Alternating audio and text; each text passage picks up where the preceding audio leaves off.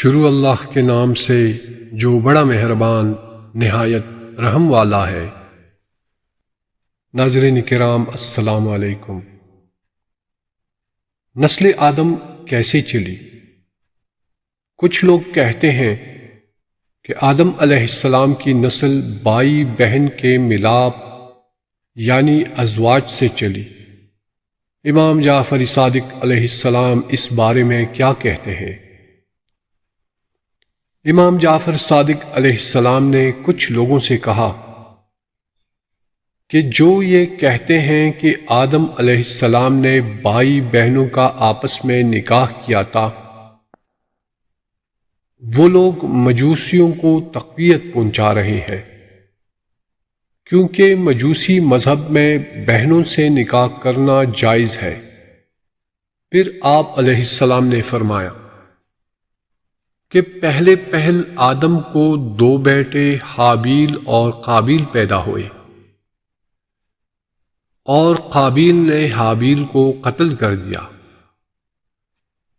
ان کی موت نے حضرت آدم علیہ السلام پر اتنا اثر کیا کہ آپ نے 500 سال تک بیوی سے مقاربت نہ کی، اور جب آپ کا غم کچھ ہلکا ہوا تو آپ نے بیوی سے مقاربت کی، جس سے حضرت حوا حاملہ ہوئی اور حضرت شیس پیدا ہوئے۔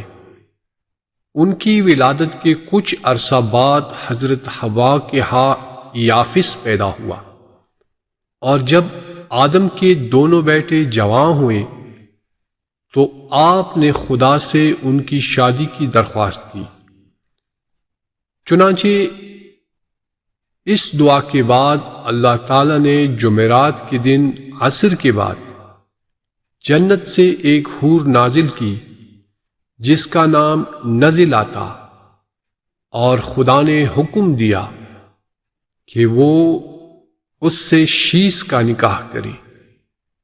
چنانچہ آدم نے شیس کا اس سے نکاح کیا، اور اسی دن عصر کے بعد جنت سے دوسری حور نازل ہوئی جس کا نام منزلہ تھا۔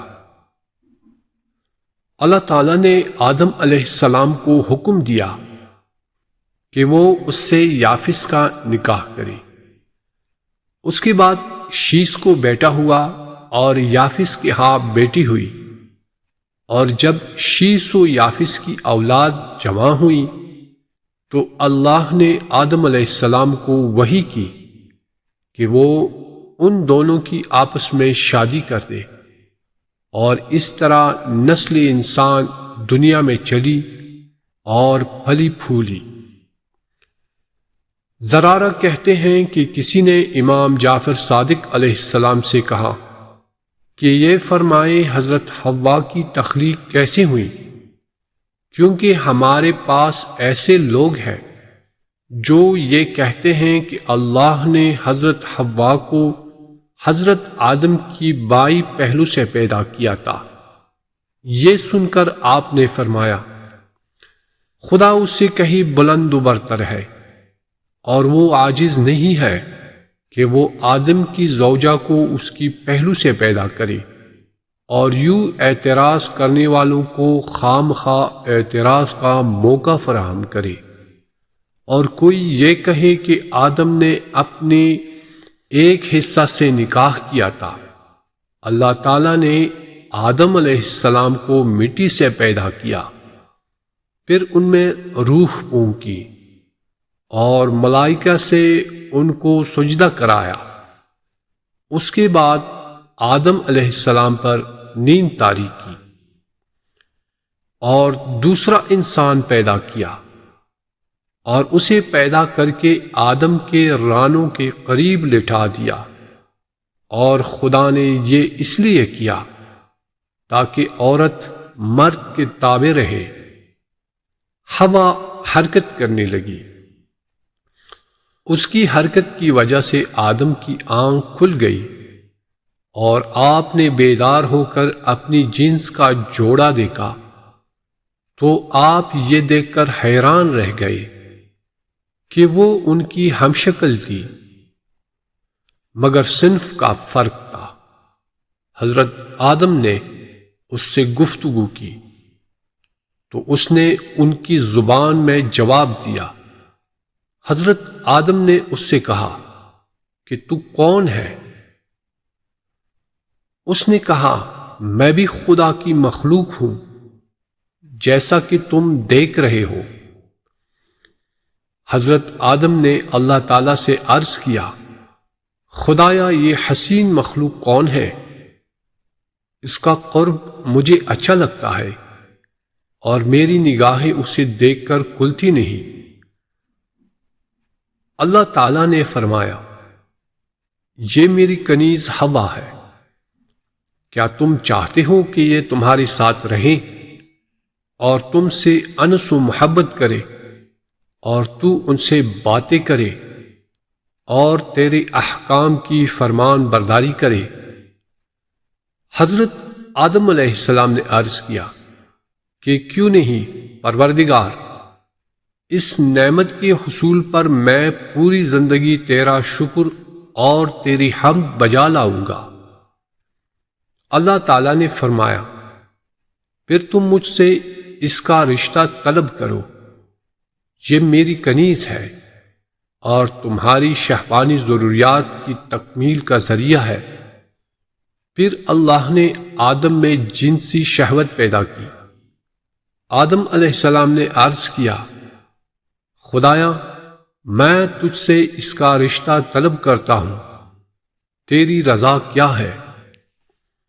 اللہ نے فرمایا تمہیں اس کا حق مہر ادا کرنا ہوگا، اور اس کا حق مہر یہ ہے کہ تم اسے میرے دین کے اصول و قواعد کی تعلیم دو گے۔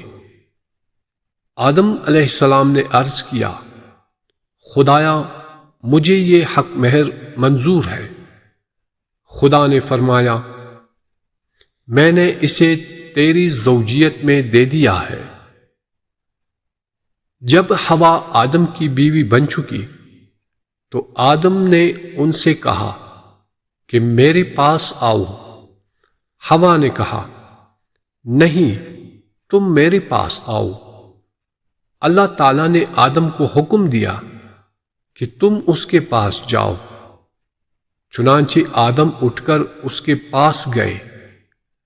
اگر ایسا نہ ہوتا تو عورتیں مردوں کے پاس جاتی اور ان سے نکاح کی درخواست کرتی۔ امام باقر علیہ السلام فرماتے ہیں اللہ تعالیٰ نے آدم کے ایک بچے کے لیے جنت سے حور نازل کی۔ آپ نے اس سے اپنے ایک بیٹے کا نکاح کیا اور دوسرے بیٹے کی شادی کے لیے اللہ نے ایک جنتی عورت کو بھیجا۔ آدم علیہ السلام نے اپنے بیٹے کا نکاح جنتی عورت سے کر دیا، پھر دونوں سے اولادیں پیدا ہوئی۔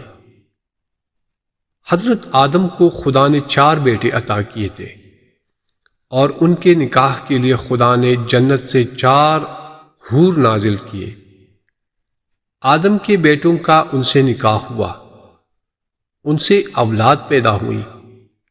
اس کے بعد اللہ نے ان حوروں کو جنت میں واپس بلا لیا۔ پھر آدم کے بیٹوں کے لیے 4 جنتی عورتوں کو شکل انسانی دے کر بھیجا گیا اور ان سے آدم کی اولاد کا نکاح ہوا۔ ان جنتی عورتوں سے بھی نسل جاری ہوئی، پھر ایک دوسرے سے رشتے ہونے لگے اور یوں نسل انسانی کا آغاز ہوا۔ انسانوں میں جو حلم دکھائی دیتا ہے اس کا سرچشمہ آدم ہے۔ نسل انسانی کا جمال حوروں سے آیا اور نسل انسانی میں جو بدصورتی بد اخلاقی دکھائی دیتی ہے وہ جنات سے منتقل ہوئی ہے۔ اللہم صلی علی محمد وآل محمد وعجل فرجہ۔